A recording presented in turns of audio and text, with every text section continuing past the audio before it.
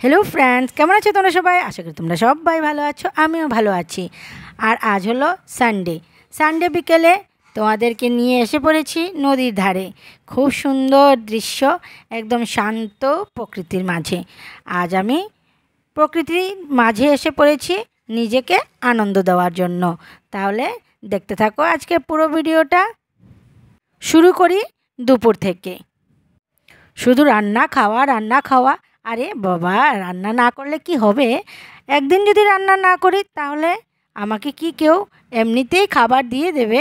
তা তো হবে না, রান্না অবশ্যই করতে হবে।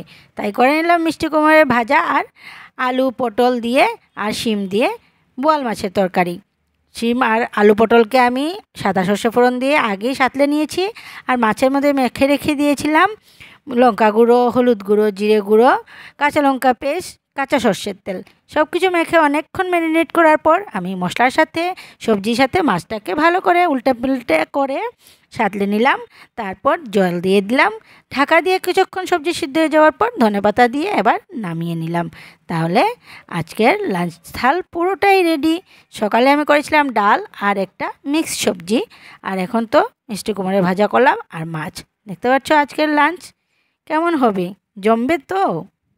তাহলে চলো এবার যাই ঘুরতে। আমরা তো যাব ঘুরতে, কিন্তু কিভাবে যাব? চারজন তো এক বাইকে করে যাওয়া যায় না। আমি মেয়েদের নিয়ে চলে গেলাম এক্সট্রা ক্লাসে। ওদেরকে সেখানে এক্সট্রা ক্লাসে দিয়ে আমি বসেছিলাম, কিন্তু হঠাৎ কি হলো, আমার হাজব্যান্ড এসেছে আমাদেরকে নিয়ে যেতে।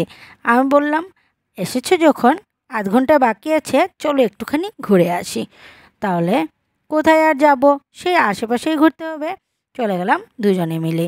ভেবেছিলাম অনেকখানি দূর যাব, কিন্তু এক তো হাতে সময় নেই। তারপর এসে পড়লো সন্ধে ঘনিয়ে, সন্ধে হয়ে যাচ্ছে, তো কী করবো, তাহলে একটুখানি ঘুরে আসি। তাহলে গেলাম। সে কি যাব, রওনা তো দিলাম খুব সুন্দর পরিবেশ দেখে। তারপর শুরু হলো রাস্তা ভাঙ্গা। রাস্তাগুলো প্রথমে আমরা যখন যেতাম আগে, মনে করো 2-1 বছর আগে, তখন পর্যন্ত রাস্তাগুলো খুব সুন্দর ছিল। প্রথমে তো আমরা শুরু করলাম, ভালোই রাস্তা ছিল।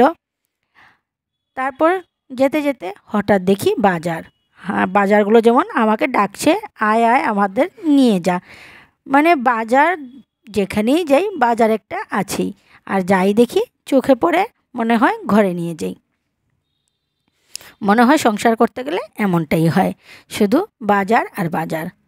আর দেখতে পাচ্ছ কি সুন্দর পরিবেশ চারিদিকে। আগে তো খুবই বেশি ভালো লাগতো, কারণ রাস্তাটাও অনেক ভালো ছিল। কিন্তু আজ আমরা যেহেতু বেরিয়েছি, এমন প্রবলেম হচ্ছে রাস্তার জন্য, মানে স্পিডে যাওয়াই যাচ্ছে না। দেখতে পাচ্ছ রাস্তাটা কত খারাপ হয়ে গেছে। আগে তো অনেকই আমরা আসতাম এখানে বিকেলের দিকে।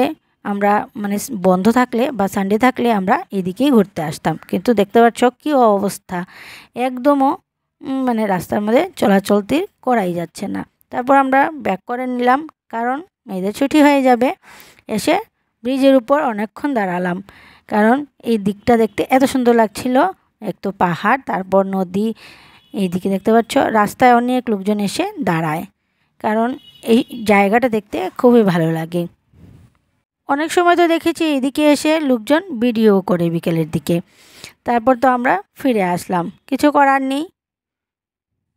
আর একটু যেতাম, অনেকটাই মানে মজা করতাম, কিন্তু মেয়েদের ছুটি হয়ে যাবে, তাই আমাদের ফিরে আসতেই হলো।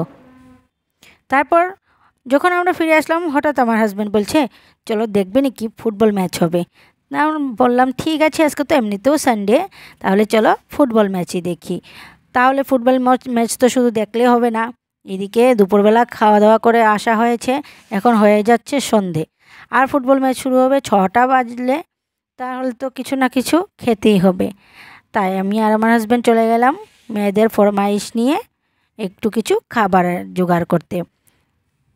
রাস্তাঘাট আজও ফাঁকা, এক তো সানডে, তার মধ্যে পুজো গেছে। একদমই দোকানপাটের অবস্থা খুবই খারাপ, একদমই বেচাবিকি নেই। গিয়ে নিয়ে আসলাম আমরা মেয়েদের ফরমাইশে ওদের জন্য আমুল কুল, সিঙ্গারা আর ব্রেড পকোড়া। তারপর তো শুরু হলো প্যাকেট খোঁজাখুঁজি, কার জন্য কী এসেছে, কে কোনটা থেকে কি খাবে। তাই আমরা সবাই খেয়ে নিলাম। আর দেখতে পাচ্ছ দুটো বিড়ালের মতন বসে আছে, প্যাকেট ধরে টানাটানি করছে। এগুলো সবসময় ওরা করে থাকে। দেখতে দেখতে আমরা অভ্যস্ত হয়ে গেছি। আর চলছে খাবার দাবারের পালা। মাঝে মধ্যে বাইরের খাবারটাও খাওয়া উচিত, তা না হলে অভ্যেস নষ্ট হয়ে যায়। অভ্যেসটা নষ্ট হয়ে যাওয়ার কথা এই জন্য বলছি, যাতে যদি কখনো আমরা বাইরে ঘুরতে যাই, মানে আউট অফ টাউন, তাহলে তো শুধু ঘরের খাবার মেলে না, আর মাঝে মধ্যে তো ঘুরতে যাওয়াই হয়, তাহলে একটু বাইরের খাবার খেয়েও অভ্যেস রাখাটা জরুরি। এদিকে দেখতে পাচ্ছ ছোট ছোট সিঙ্গারা, মানে শিলচরের বিখ্যাত সিঙ্গারা দোকান থেকে আনা হয়েছে। খুবই ভালো সিঙ্গারা বিক্রি করে, মানে এইরকম সেল মনে হয় এই দোকানের মতন সেল আর পুরো শহরেই কোনো দোকানে হয় না। এটা অন্নপূর্ণা ঘাটের সামনে। আমি ভেবেছিলাম একটু ভিডিও করব, যে মোবাইলটা বের করেছি দোকানদারগুলো একটু সংকোচ করছিল, তাই আমি আর ভিডিও করা ছাড়লাম। ভাবলাম ভিডিও করে দিলে হয়তো কিবা ওরাও ফেমাস হয়ে যাবে। এমনিতেও ওরা অনেকটাই ফেমাস, কারণ মানুষ গাড়ি নিয়ে লাইন ধরে এসে ওদেরকে সিঙ্গারার অর্ডার করে। কেউ 60টা, কেউ 100টা এভাবে সিঙ্গারা নিয়ে যায়, আর সিঙ্গারার জন্য ঝগড়াঝাটিও লেগে যায়। তারপর হলো ফুটবল ম্যাচ।